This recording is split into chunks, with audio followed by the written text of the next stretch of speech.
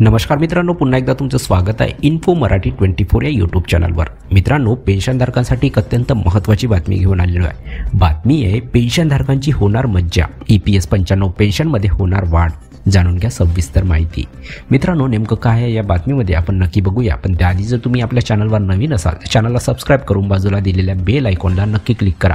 Video जर कामाचा आणि महत्त्वाचा वाटला तर व्हिडिओला लाईक करून आपल्या मित्रपरिवारासोबत नक्की शेअर करा। आणि हो मित्रांनो, व्हिडिओला शेवटपर्यंत नक्की बघा जेणेकरून तुमच्याकडून कोणतीही माहिती सुटणार नाही। मित्रांनो, केंद्र सरकारने केंद्रीय अर्थसंकल्प 2025 मध्ये EPS 95 पेन्शन योजनेत महत्त्वाचे बदल सुचवले आहेत। या बदलांतर्गत EPF आणि EPS 95 ची वेतन मर्यादा 50,000 रुपयावरून 21,000 रुपये करण्याची योजना आहे, ज्यामुळे पेन्शनधारकांना मोठा दिलासा मिळेल।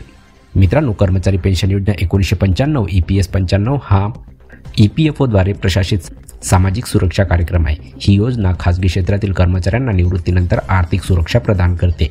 सध्या या योजनेअंतर्गत किमान पेन्शन दरमहा ₹1,000 आहे। नवीन प्रस्तावानुसार कमाल पेन्शनची रक्कम दरमहा 7,500 रुपयावरून 10,050 रुपये होईल। याशिवाय किमान पेन्शन 7,500 रुपये करण्याचाही प्रस्ताव आहे। याशिवाय पेन्शनधारकांना नियमित महागाई भत्ता आणि मोफत वैद्यकीय सुविधाही दिल्या जातील।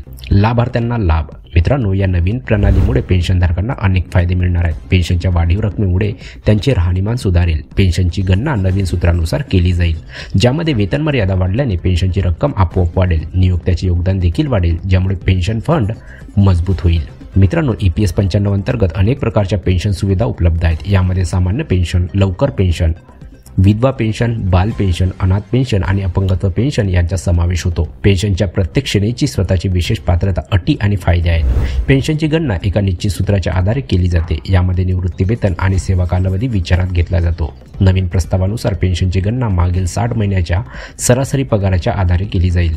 मित्रांनो, या पेन्शनसाठी अर्ज प्रक्रिया काय आहे याबद्दल आपण बघूया। मित्रांनो, पेन्शनसाठी अर्ज ऑनलाईन आणि ऑफलाईन अशा दोन्ही माध्यमातून करता येतो। EPFO वेबसाईटला भेट देऊन किंवा फॉर्म 10D द्वारे अर्ज केला जाऊ शकतो। अर्जासोबत सर्व आवश्यक कागदपत्रे सादर करणे बंधनकारक आहे।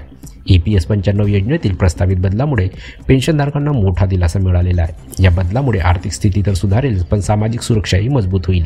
सरकारचा हा उपक्रम समाजहिताच्या दिशेने टाकलेले महत्त्वाचे पाऊल आहे। तर मित्रांनो, कशी वाटली कामाची आणि महत्त्वाची बातमी? जर बातमी कामाची आणि महत्त्वाची वाटली असेल तर व्हिडिओला लाईक करून आपल्या मित्रपरिवारासोबत नक्की शेअर करा।